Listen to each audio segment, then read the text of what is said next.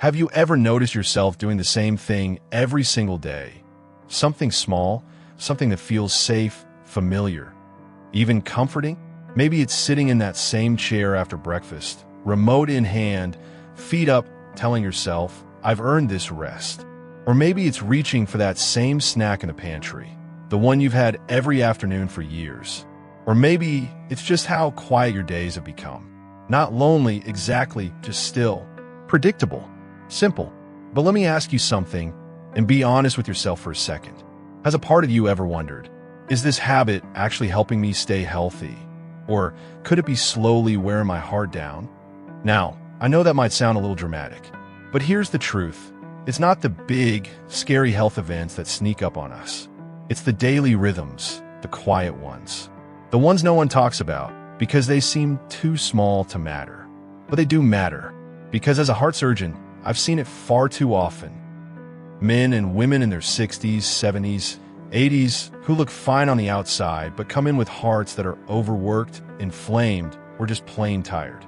And when we dig deeper, it's not because of some terrible disease or shocking lifestyle. It's because of a single daily habit, one small thing they've done for years without ever knowing what it was doing to their heart. So if you're watching this and you're in your later years, or if you love someone who is, please don't look away, because by the end of this video, I'm going to show you exactly what that habit is. And more importantly, I'm going to show you how to shift it gently, realistically, without turning your life upside down. We're not here to scare you.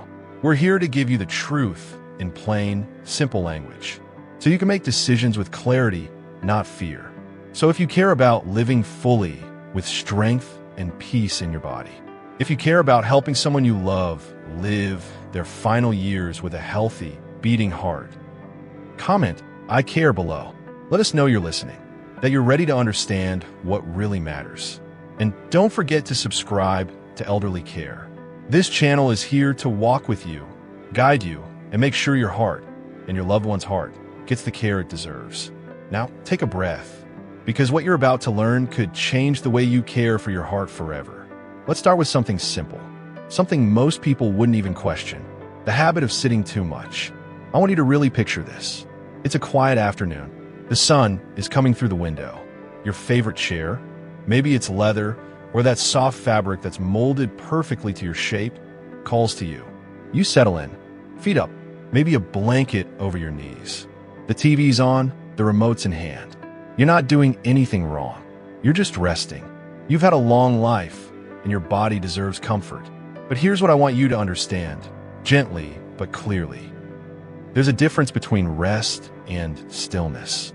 And when your body stays still for hours at a time, day after day, something dangerous begins to happen inside.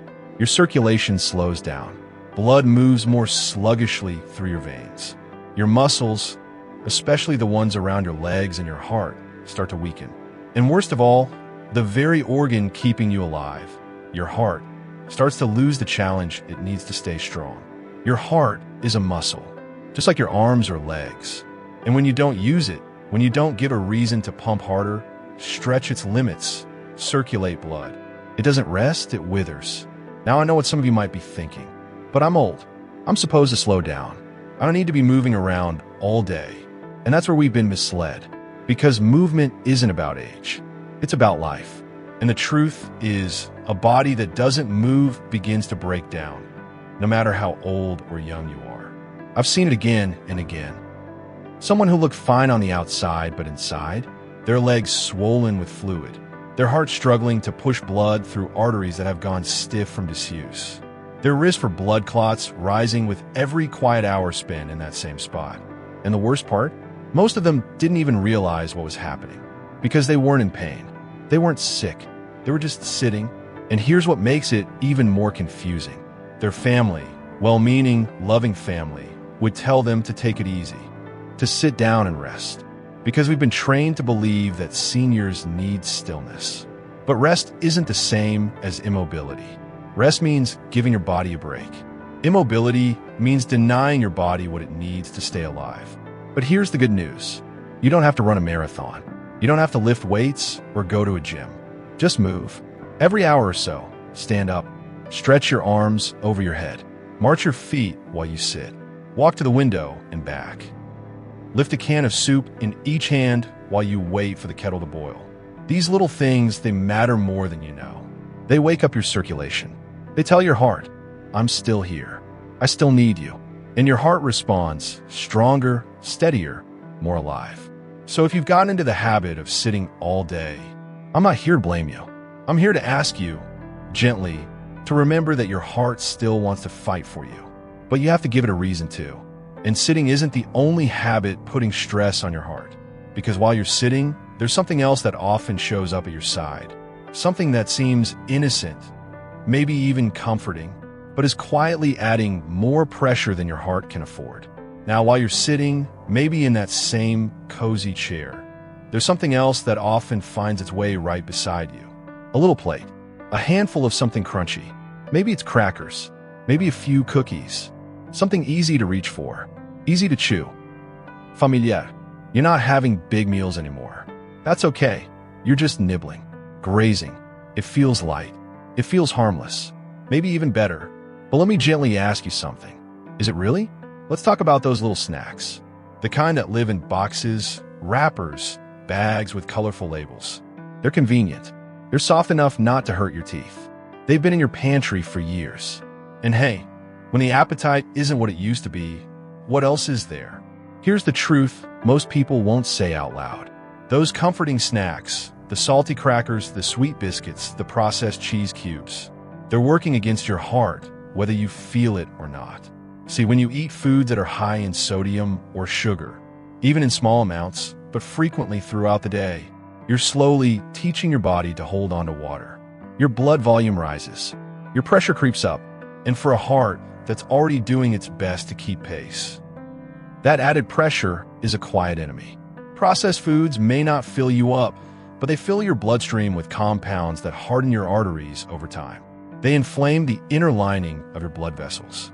They put your heart into overdrive, quietly, gradually, until one day it simply can't keep up. And here's where it gets really tricky. Most people think, well, it's just a few bites here and there.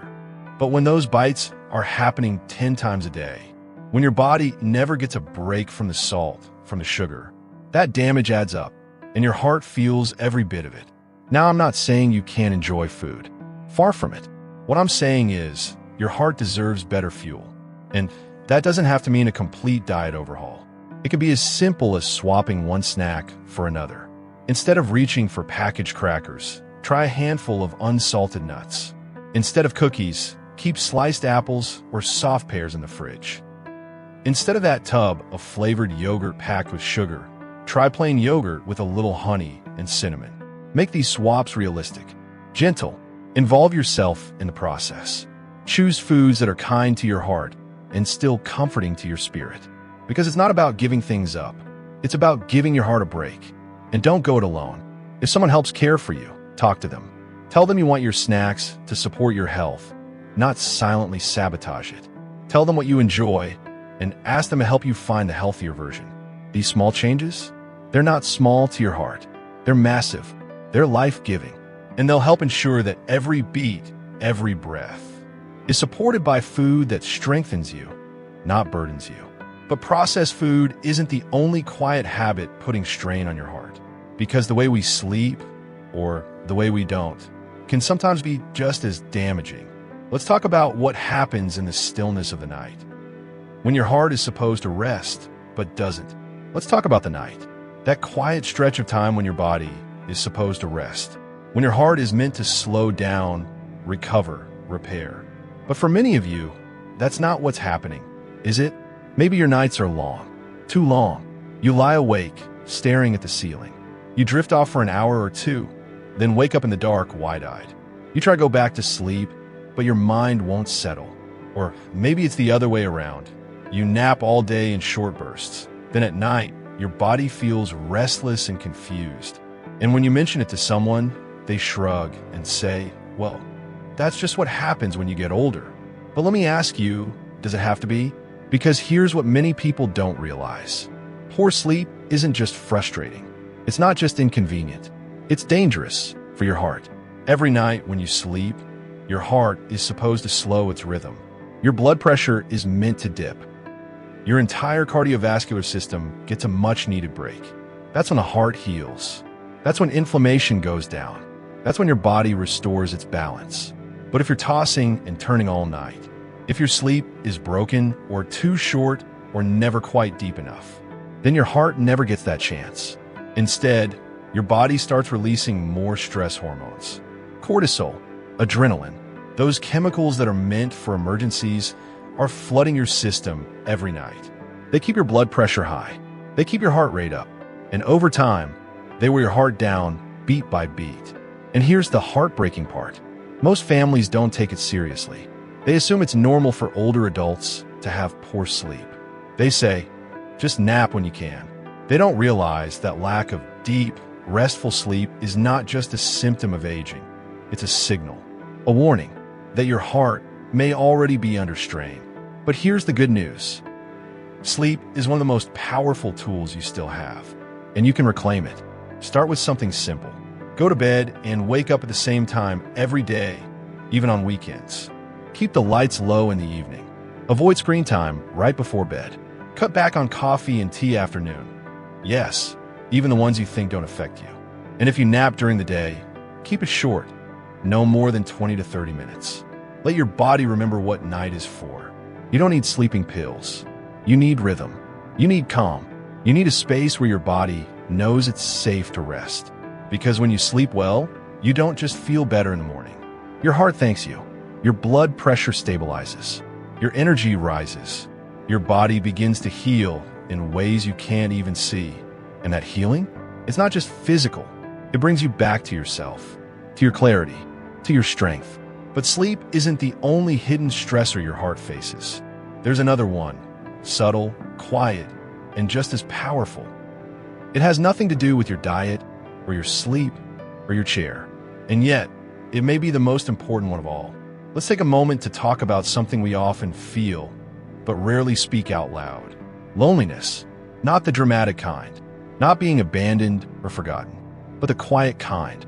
The kind that creeps in slowly, almost invisibly. The kind that settles in after retirement, after the house gets quiet, after the kids stop calling quite as often. You go days without hearing your name spoken aloud. You do your little routines, watch your shows, sit with your thoughts, and convince yourself you're okay. You tell yourself, this is just what happens. This is just life now. And to everyone around you, you seem fine. You're not crying. You're not complaining. You're just quieter, a little more still, a little more withdrawn. But here's the truth I need you to hear. Truth from someone who has watched hundreds of hearts struggle in silence. Emotional isolation isn't just a feeling. It's a risk factor.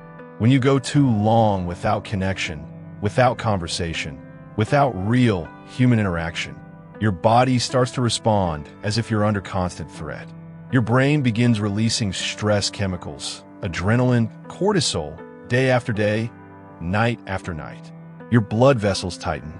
Your heart beats harder, faster, longer. And slowly, that chronic stress wears down the muscle meant to keep you alive. We call it the silent strain because it doesn't show up right away. But over time, the damage is as real as any disease. And what makes this so dangerous is the story we've all been told. That being quiet means being peaceful. That solitude is strength. That needing people is weakness. But that's not how your heart sees it. Your heart thrives on connection, not drama, not crowds, just real, simple moments with people who make you feel seen. A 5-minute phone call, a cup of tea with a neighbor, a laugh shared with someone who remembers your name. These moments don't just lift your spirits. They lower your blood pressure. They reduce inflammation. They literally help your heart beat more gently, more evenly, more safely. So if you've been spending your days in silence, if the phone hasn't rung in a while, if your voice feels a little rusty from lack of use, please don't wait for someone else to reach out. Pick up the phone, call someone, join a local group, say hello to someone in the hallway. Even small social habits, done regularly, can be powerful medicine. You don't have to become someone you're not. You don't need a crowd, but you do need connection, because the human heart was never meant to beat in isolation. And now we've come to one last habit. the one that's most often hidden in plain sight. It starts with the best intentions. Just try to ease a little pain, a little discomfort. But if left unchecked, it can quietly add stress to your heart every single day. Now that we've talked about movement, food, sleep, connection, there's one more habit we need to shine a light on. And this one, it's probably sitting quietly in your bathroom cabinet right now. You know the one. That bottle of pain pills. Maybe it's ibuprofen, or naproxen, or something you picked up at the pharmacy years ago and have kept close ever since. You're not abusing it. You're not taking handfuls. Just one or two here and there for the arthritis in your knees, for the stiff back, for the little aches that come with age. You don't even think about it anymore. Because it's over the counter. Because no one said not to. Because it helps. And I get it. Pain is exhausting. You want relief. You want to move. You want to sleep without throbbing joints or sharp twinges. But here's the truth I need you to hear, gently but clearly. Pain relief is important, but how you go about it matters more than you know. Because those little pills, they may be quiet, but they're not harmless. Drugs like ibuprofen or naproxen, part of a group called NSAIDs, can raise your blood pressure, even if it was normal before. They can cause your body to retain fluid, more volume for your already hard-working heart to push around. They can affect your kidneys, which in turn puts even more stress on your heart. And for seniors, whose organs are already doing their best every day to keep pace, this extra strain can push a vulnerable heart past its limits. What makes this even harder is the false sense of safety. Because they're sold without a prescription. Because they don't come with loud warning labels or bright red stickers.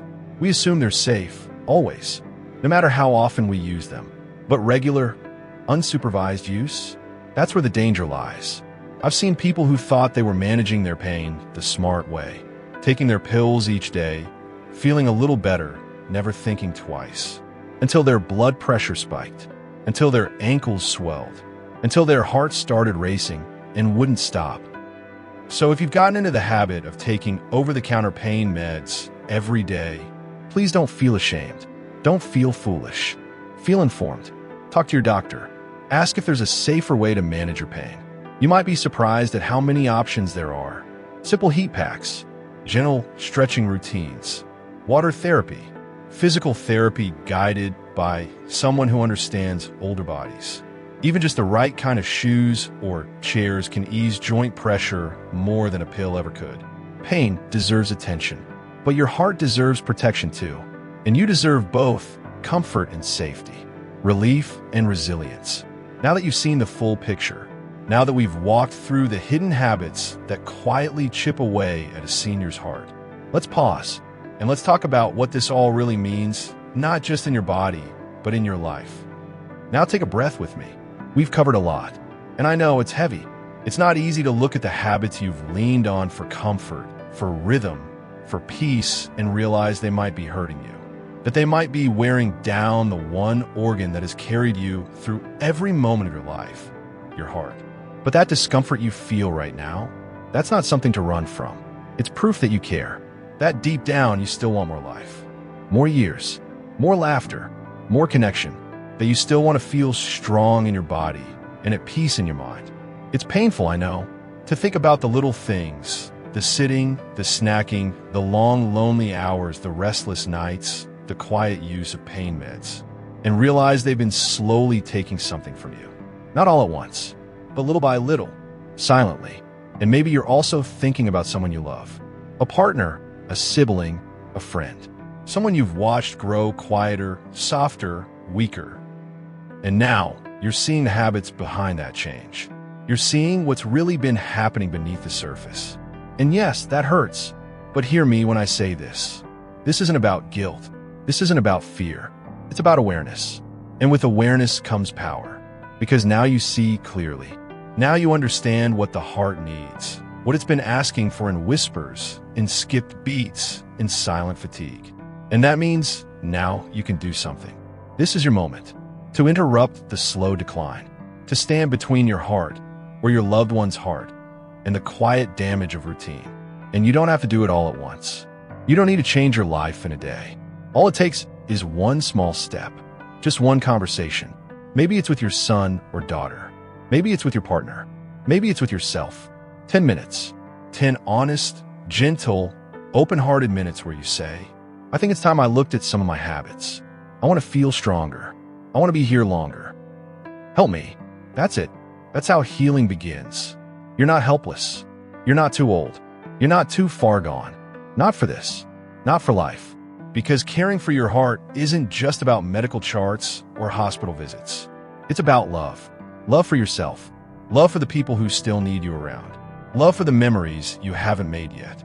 Love for the quiet mornings and the warm afternoons and the chance to live them all with peace in your chest. So if you've recognized even one of these habits in yourself, even just one, please today take a step. Stand up from that chair. Pick up the phone. Choose a snack that your heart will thank you for. Take a deep breath before bed and promise yourself that tomorrow you'll try to rest a little better. You deserve it. You really do. And if it feels overwhelming, let me remind you of this. You don't have to do it perfectly. You just have to care enough to try. And you already do. So keep going.